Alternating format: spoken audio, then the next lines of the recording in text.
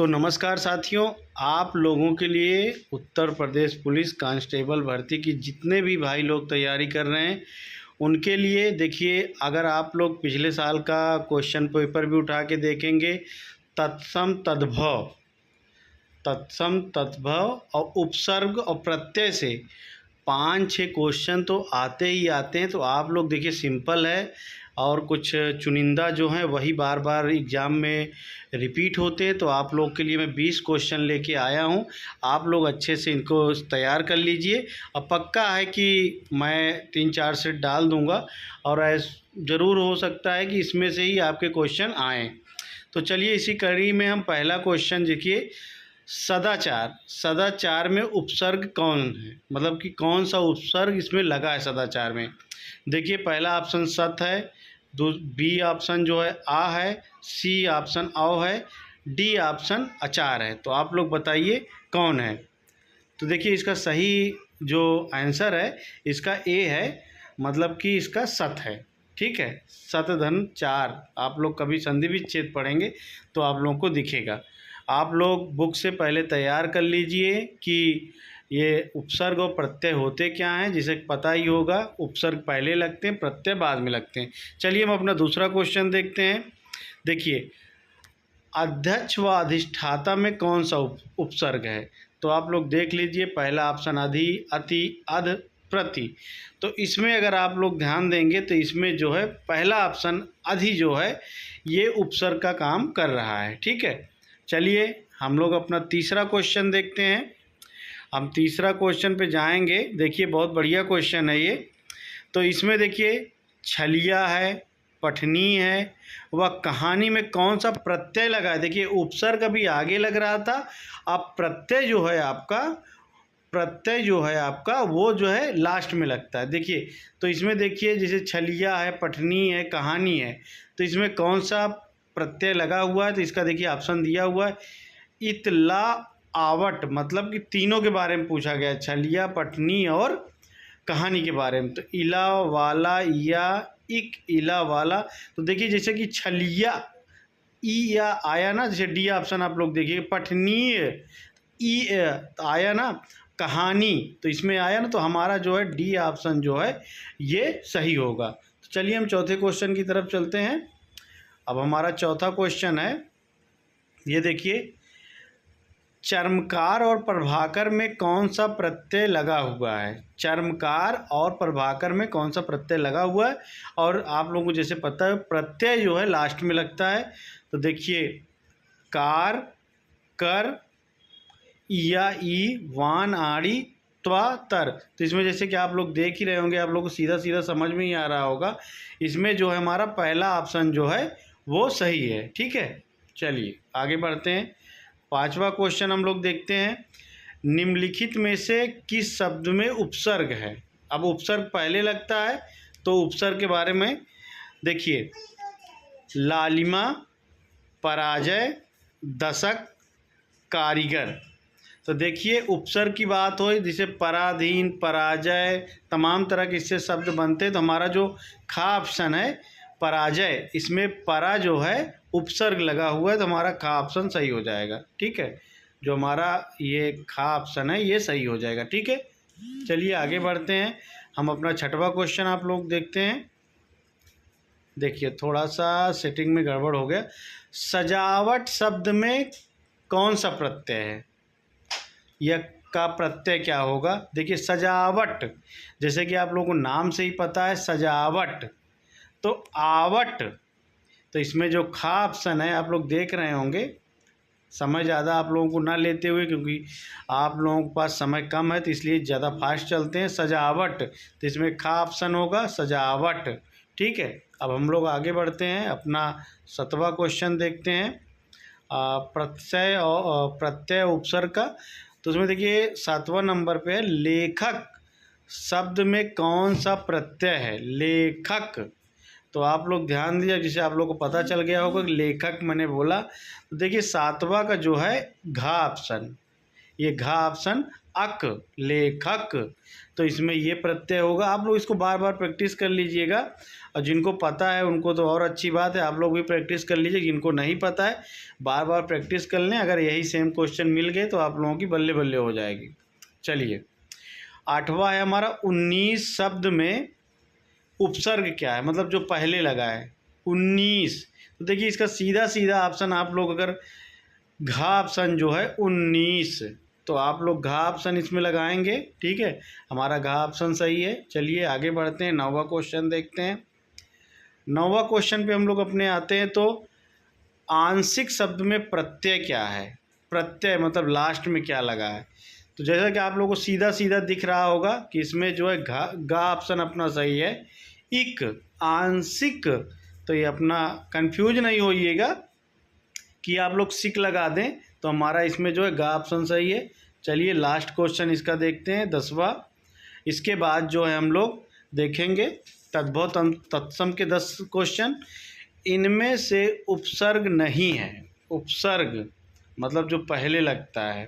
तो देखिए आ, चिर और वट, ये देखिए जिसे चिरकाल हो गया, आहट हो गया, और देखिए जिससे कि प्रति हो गया, ये सब क्या है, उपसर्ग हैं। तो इसमें पूछ रहा है उपसर्ग क्या नहीं, जैसे लिखावट, कड़वाहट, तो वाट जो है, वट ये जो है प्रत्यय का काम करता है। तो ये हमारा घा ऑप्शन यहाँ पर सही होगा। ठीक है, आप लोग ऐसे ही प्रैक्टिस कर लीजिएगा, और आप लोग अगर पीडीएफ चाहिए तो आप लोग बोलिएगा, मैं आप लोगों को पीडीएफ प्रोवाइड करा दूँगा। चलिए अब पहले थोड़ा सा तत्सम और तद्भव के बारे में हम जान लेते हैं। देखिए तत्सम शब्द क्या है। तत्सम शब्द हिंदी में बहुत से शब्द जो संस्कृत से सीधे सीधे हिंदी में प्रयोग करने लगे, मतलब जो संस्कृत के शब्द से उसको हम लोग सीधे सीधे हम लोग हिंदी में प्रयोग करने लगे। तो उन्हीं को हम लोग, जैसे कि देखिए दिया है इसमें धन, जैसे धन, नारी, जलज, सर्वदा, सीमा, राष्ट्र, रवि, सौंदर्य, कूर, गौरव आदि जो शब्द होते हैं संस्कृत शब्द हैं, मगर हम बोलचाल में शामिल कर लिए हैं तो हमें लगता है कि हिंदी के शब्द हैं। अब तद्भव क्या है, देखिए तद्भव शब्द क्या है, ये रूपांतरित हुए। रूपांतरित का मतलब कि पहले किसी दूसरी भाषा में गए, फिर जैसे पाली भाषा में गए, फिर प्राकृतिक भाषा में गए, मतलब इसका रूप स्वरूप चेंज होता रहा। जब हिंदी में आए तो उनका स्वरूप जो बदला वही जो है तद्भव कहलाए। चलिए हम प्रैक्टिस सेट करेंगे, उससे आप लोगों का सारा कुछ क्लियर हो जाएगा। तो चलिए हम अपना ये इसके कुछ उदाहरण भी है। दही शब्द, जैसे दही शब्द जो है संस्कृत में दधी है, मगर ये जो है बनते बनते बिगड़ते जो हिंदी में आया तो दही हो गया। जैसे कर्म जो है, कर्म है संस्कृत शब्द है, मगर इसको जो बगड़ते बिनते आया, बिगड़ते हुए जो शब्द स्वरूप बदला, ये हिंदी में काम हो गया। उसी तरह तो चलिए हम लोग तत्सम और तद्भव के जो है क्वेश्चन सॉल्व करते हैं, उससे आप लोग का क्लियर हो जाएगा। देखिए इससे आपके 2 क्वेश्चन तैयार होंगे, तत्सम और तद्भव दोनों होंगे, क्योंकि एक तत्सम पूछेगा, दूसरा जो है तद्भव में उत्तर होगा, तो दोनों आपके तैयार होंगे। तो ध्यान से आप लोग पढ़िएगा। पहले जैसे आपका लोगों का है क्या है, गधा का तत्सम रूप क्या है। तो गधा का जो तत्सम रूप होता है आप लोगों का, वो घा जो ऑप्शन है गर्धभ। तो गर्धभ जो हमारा है ये तत्सम रूप है, तो इसका आप लोग विशेष ध्यान रखें। गधर्व बहुत लोग लगा देते हैं, तो नहीं गर्धभ होता है। तो इसका ये क्वेश्चन आता है बार बार एग्जाम में, तो आप लोग इसको ध्यान दीजिए। चलिए हम दूसरा क्वेश्चन देखते हैं। जैसा हमारा नारियल है, नारियल तत्सम है, अब इसका हमें तद्भव देखना है। तो जो इसका तद्भव होगा वो हमारा नारिकेल, हमारा जो है नारिकेल होगा। तो आप लोगों का जो नारियल का तत्सम रूप है वो नारिकेल होगा। ठीक है, तो आप लोग ऐसे थोड़ा सा ध्यान देखिए, नारिकेली है, नारिकेल है, सिर्फ देखिए मात्रा का अंतर, इसमें बड़ी की लगा है उसमें छोटी की, तो इस बात का भी आप लोगों को ध्यान रखते चलना है। चलिए तीसरा क्वेश्चन हमारा हल्दी शब्द का तत्सम क्या है, तत्सम रूप क्या है हल्दी शब्द का। तो हल्दी शब्द का जो तत्सम रूप होता है वो हरिद्रा है। तो हमारा जो है गा ऑप्शन जो है ये सही है। तो इसका भी आप लोग विशेष ध्यान रखिएगा, ये हल्दी का गा जो है हरिद्रा। अब देखें करपट, करपट शब्द का तद्भव। ठीक है, करपट शब्द का जो है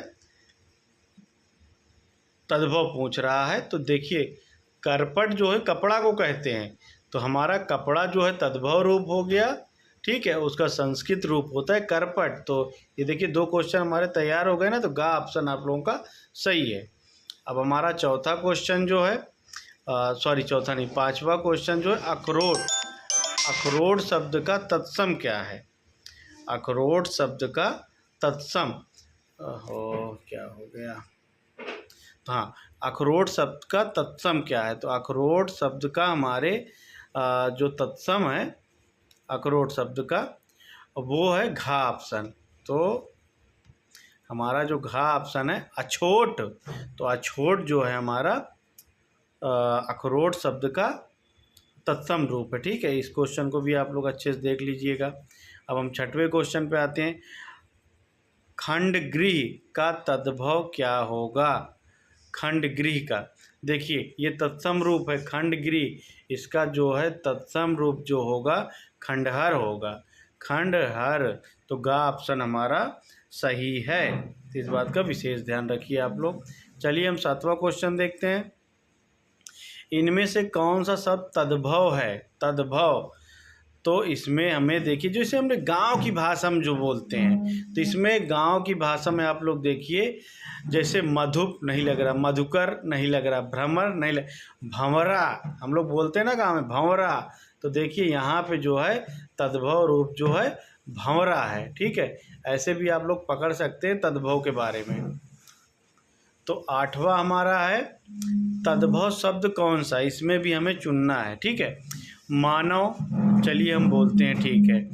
मनुष्य भी बोलते हैं, मानव भी बोलते हैं, मगर गंवाई और ठेठ भाषा में जो है मनई, तो मनई जो है हमारा यहाँ पर तद्भव रूप है, ठीक है। ऐसे भी आप लोग देख लीजिए, ऐसे ऐसे क्वेश्चन आते हैं।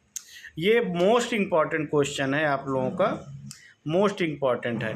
अंगीठी का बहुत बार पूछा है। अंगीठी का जो है तत्सम रूप क्या है? देखिए अग्रिष्ठिका, अग्रिष्ठिका। तो ये जो है गा ऑप्शन जो है आप लोग अच्छे से देख लीजिए, क्योंकि देखिए कहीं भी मात्रा लगा दिया है, आप लोग पक्का कंफ्यूज हो जाएंगे। तो ये क्वेश्चन आप लोग देख लीजिएगा, ठीक है। अब हमारा आता है 10वां क्वेश्चन, ये लास्ट क्वेश्चन हम लोग का। चूर्ण शब्द का तद्भव क्या हो? चूर्ण जो है हमारा संस्कृत शब्द है, तत्सम है। अब हमें तद्भव देखना है। सब लोग जान गए होंगे कि इसका गांव का ठेठ भाषा में क्या बोलते हैं, चौर छछू चर्म, नहीं भैया चूरन बोलते हैं। जो चूर्ण होता है उसको चूरन बोलते हैं। ते हमारे भाई लोगों आज के जो है 10 क्वेश्चन आप लोगों के तत्सम और तद्भव से थे, 10 क्वेश्चन जो उपसर्ग और प्रत्यय से थे। तो ऐसे ही क्वेश्चन मैं आप लोगों को डेली प्रोवाइड कराता रहूँगा, रीजनिंग का भी और हिंदी का भी। तो साथियों एक रिक्वेस्ट है, अगर चैनल पर आप लोग नए हैं तो प्लीज़ चैनल को सब्सक्राइब कर लें और वीडियो जितना हो सके साथियों शेयर करें, सभी भाई लोगों को इसका लाभ मिल सके।